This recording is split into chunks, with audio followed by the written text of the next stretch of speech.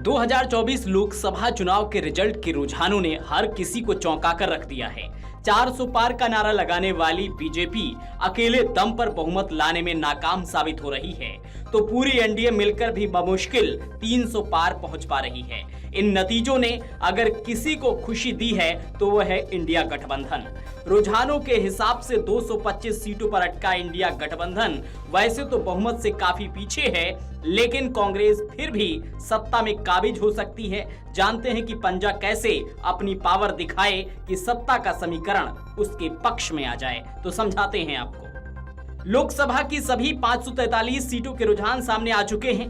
इन चुनावों में इंडिया गठबंधन ने बीजेपी के नेतृत्व वाले एनडीए को तगड़ी टक्कर दी है। आलम यह है कि 2019 के लोकसभा चुनाव में 52 सीटों पर सिमटने वाली कांग्रेस इस बार 90 से ज्यादा सीटों पर आगे चल रही है।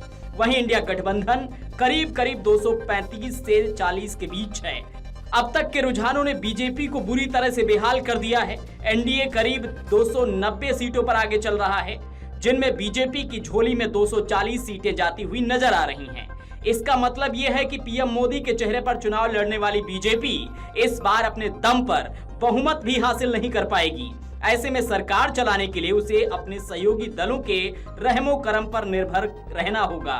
इसका नुकसान पार्टी को अपने फैसलों के दौरान उठाना पड़ सकता है। अब सवाल उठता है कि इन तमाम उठापटक के बीच क्या कांग्रेस भी सरकार बना सकती है? आंकड़ों पर गौर करें तो भले ही बीजेपी खुद बहुमत हासिल नहीं कर पाई, लेकिन एनडीए के पास स्पष्ट जनादेश है और वह लगातार तीसरी बार सत्ता पर काबिज होने के लिए तैयार है। लेकिन सवाल ये उठता है कि पिछले 2 चुनाव के निराशाजनक प्रदर्शन के बाद 2024 के रुझानों के आसमान पर पहुंची कांग्रेस क्या सरकार बनाने की स्थिति में है? गौर करने वाली बात यह है कि अगर सियासी समीकरणों पर गौर करें तो ऐसा होना मुमकिन है।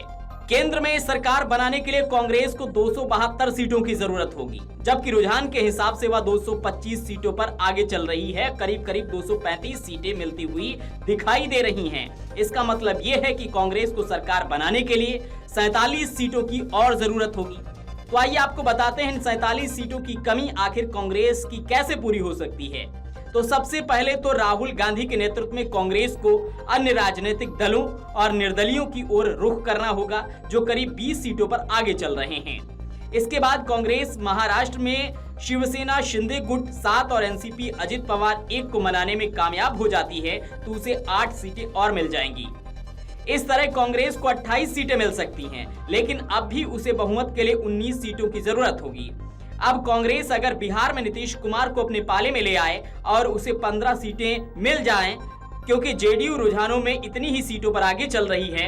इसके बाद अगर बीजेपी के कुछ सहयोगी दल नाराजगी के चलते कांग्रेस के खेमे में चले जाते हैं तो केंद्र में राहुल गांधी की सरकार बनना तय है, यानी कि कांग्रेस की सरकार आ सकती है। तो बड़ा उलटफेर होने की भी संभावना बनी हुई है।